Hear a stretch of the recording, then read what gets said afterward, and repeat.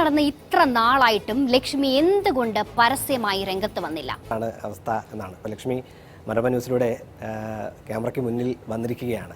ഇപ്പോൾ ലക്ഷ്മി എന്തുകൊണ്ട് സംസാരിക്കാൻ തയ്യാറാകുന്നു? ഇപ്പോൾ സംസാരിക്കാൻ തയ്യാറാകുന്നതിന് രണ്ട് കാരണങ്ങളുണ്ട്. ഒന്ന്, CBIയുടെ രണ്ടാമത്തെ ഘട്ടം മൊഴിയെടുക്കലും എല്ലാം കഴിഞ്ഞു.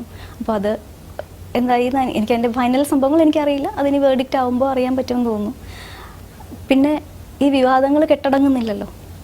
അപ്പോൾ ഞാൻ പറഞ്ഞ കാര്യങ്ങൾ തന്നെ എല്ലാം റെക്കോർഡിക്കലാണ്, ലീഗൽ റെക്കോർഡ്സിലുള്ളതാണ് എൻ്റെ വിറ്റ്നസ് മൊഴി എന്ന് പറയുന്നത്. പക്ഷേ ബാലനെ സ്നേഹിക്കുന്ന ഒരു വിഭാഗം ആൾക്കാർ ഞാനത് പറഞ്ഞ് കേൾക്കണമെന്ന് ആഗ്രഹിക്കുന്നുണ്ട്.